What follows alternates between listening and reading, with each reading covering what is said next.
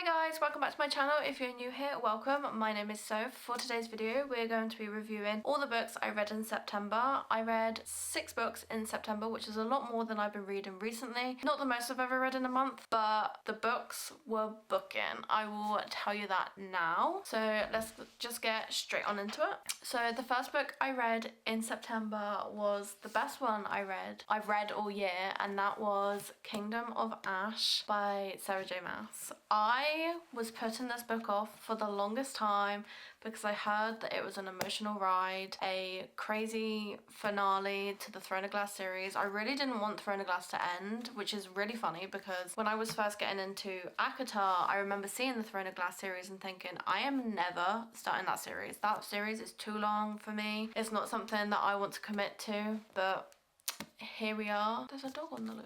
Sorry, there was a stray dog, well, not stray, but a loose dog, but I think it's gone back to its house because it's only around the corner from me. Anyway, yeah, so I was putting this off for the longest time because I didn't want Throne of Glass to finish. I wasn't ready to be done with it. At least with ACOTAR, I know that there's more books coming out, but this one's done with. We are done with these people. And honestly, I wish these characters the best. I don't want any more books because I don't want them to have any more trauma. I want them to live a happy, peaceful life. Yes, I know they are fake people, but this book had me screaming, crying, throwing up. I wanted to cry. I think I did cry multiple times. It did not take me as long to read as I thought it was going to because I just didn't want to put it down. I wanted to know that these characters were okay and that they were gonna be happy and that none of them were gonna die. And honestly, I get it. I get why everyone says this is an emotional ride because it was. And it is my first and only 5-star book of the year, and it deserves it with every fibre of its being. The character arcs all tied up so nicely. There are a few like unanswered questions that I have, but that's not due to plot holes. That's just because I want to know what happened after the fact. But yeah, the relationships, top tier.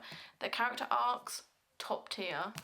The plot, awful. I wish it never happened, but also 5 stars. So yeah, this one really hit the month off on a great start, and I'm so sad that it's over that I might have to just reread the series. I've reread ACOTAR like 3 times now, so maybe I'll reread Throne of Glass too. I then read Killer Instinct by Jennifer Lynn Barnes, and I gave this a 3-star. This is the second book in the Naturals series, which is a series that follows a group of kids that have been selected by the FBI to be in a program for solving like cold cases and stuff. This one I actually did really enjoy, but the writing just wasn't my fave. Like the plot point was really good, and it was something that I was hoping we were going to get after reading the first one. It was something that I was very interested in having a book about, but the writing, it kind of made me a little bit bored at times, and I was only able to like really get through it every time like little snippets of information were given to us, and then I was like, okay, let's get going, let's carry on reading, this is getting good, and then it would like slow down a little bit. But it's honestly not a big book to read. I mean, it's YA, the font is like massive, and it's a short book anyway.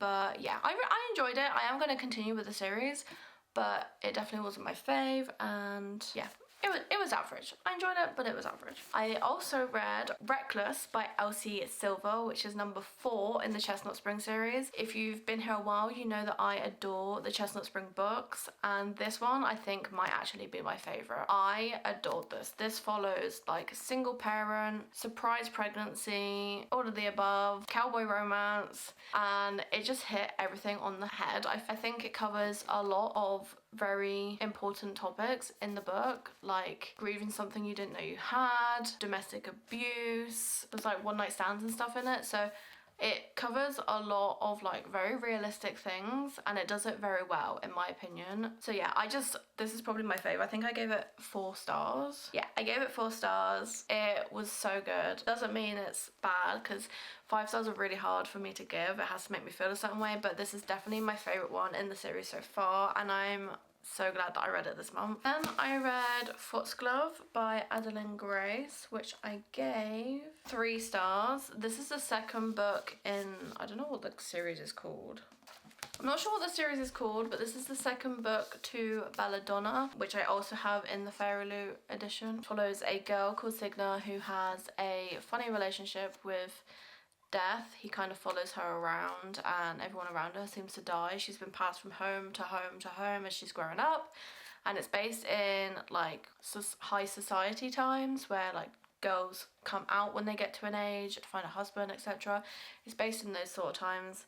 And I loved the first one. It also had like a murder mystery vibe to it. It's very gothic, very atmospheric. The writing style is beautiful. It really like you can really picture everything that Adeline Grace is saying, and I just love that about her writing, and I find it really easy to read as well. It's not like super heavy. And this one follows on from the first one. It also has a murder mystery aspect, and we're still in those high society times, and we're again following Signa and Death through the story, but there is also another otherworldly being in this story that kind of causes them issues. But I really enjoyed this one. I gave it a 3 because it didn't quite hit the same spot as the first one did, and there was bits that kind of annoyed me, but on the whole it was a good book, and I will definitely be continuing with the third one when it arrives because I've ordered the Fairy Loot one, so I've got the set.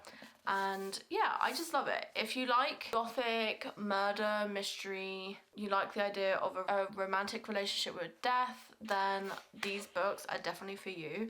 Obviously they're YA, but highly recommend. Then I read this one, which is My Killer Vacation by Tessa Bailey.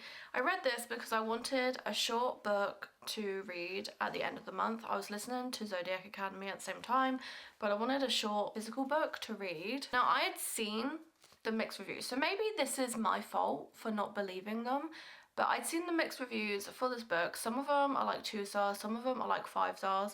I went into this thinking, you know, it's not going to be a literary masterpiece, but it is going to be a fun time. I mean, who doesn't love a murder mystery romance? Because I do. But did I like this? Not particularly. I gave this one a 2 star. I expected a silly, goofy murder mystery time, but this was so silly that I actually struggled to get through it because I was like palming my head all the time, and it's not even 300 pages, so it's a really quick read, and I had it on my Kindle as well, and I was doing reading sprints with my friend Annie, and I was like, this is ridiculous. It follows a girl who takes her brother on a vacation because he's had a really hard time and deserves it, and she spends almost every other page telling us that she doesn't want to upset his vacation. She wants him to have a relaxing time. She doesn't want to disturb that at all. That's not what they're here for. They find a dead body in their rental property that they're staying in for their holiday, and obviously that's a plot in itself. She decides she wants to get involved in the investigation with the bounty hunter that is also investigating it for the family. But every 5 seconds it's, oh, I should really tell, I don't even know what his name was. I don't know what her brother's name was. I think it was like Jude. Her brother's name was Jude. And every 5 minutes it's, I should really tell Jude this, but I don't want to upset him. I don't want to disturb his holiday, blah, blah, blah.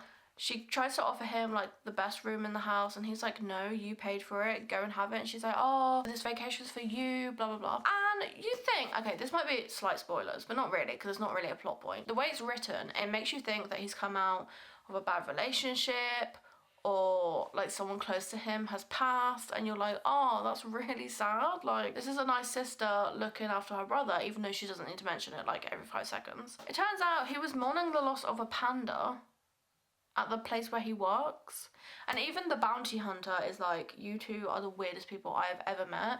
And I was like, are we really getting emotional? Like, love animals, definitely mourn the loss of my pets and stuff, but just the way it's like so dramatized. I was just not expecting for it to be a panda at my work died, you know? That's why he needs his holiday, because a panda at his work died. And even now I feel ridiculous saying it, and I don't know, because this is the first Tessa Bailey I've ever read, I don't know if her vibe is to be that silly, goofy, in which case she does it really well, and this would be like a 5-star book, but I just wasn't expecting that level of a silly vibe. So I gave it 2 stars. I was laughing, but not for good reasons. Not for any good reason in particular, but yeah, maybe I'll try another Tessa Bailey book, but this was just murder mystery and the romance were like two separate plots, but neither of them really had much depth, so I'm not sure. I mean, maybe if you want just like a really short read, if you go into this thinking, okay, this is gonna be so goofy, you'll have a good time. If you go into this thinking, okay, murder, mystery, romance, this could be really good work, you're going to be disappointed, unfortunately. And then I also read Zodiac Academy 1. This was a reread for me. I just wanted to listen to the book so that this month I could go on to the second book, and I listened to it as the dramatized graphic audio version, and it was so good. It made me realise how much I actually did enjoy the first book. Yeah, okay, they're not the best written books, and they've definitely edited some parts in the dramatised versions, but I had a good time. I've heard that the series only gets better with each book, so I'm looking forward to carrying on this month in October, and I just needed a little recap. If I had to rate it again, I would probably give it like 3.5, maybe 4 stars, purely because I always have a good time reading it, but it's definitely not the best work of art. So yeah, those are the books that I read in September, and I feel like I had quite a good reading month. This month has started off quite well as well. But please let me know what you read in September, what you liked, what you disliked, if there's anything going into October that you're really looking forward to. And yeah, just let me know in the comments. If you like this video, please give me a big thumbs up because it really helps, and don't forget to hit the subscribe button before you leave so you don't miss the next video. Bye guys!